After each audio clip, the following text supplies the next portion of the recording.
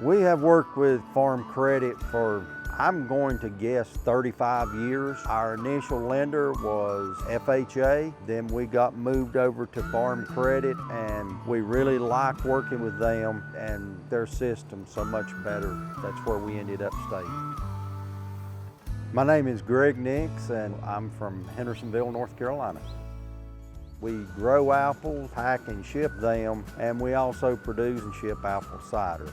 There's more than one favorite thing about Farm Credit, and one that really has meant a lot to me through the years is my relationship with them. The people I work with, they want to have an understanding of my business.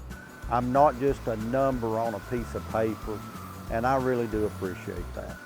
And when you're in the farming business, you wear a lot of different hats. And today you may be a chemist, and tomorrow you may be sitting across from the mechanic on a tractor, and then the next day you may be across from the banker.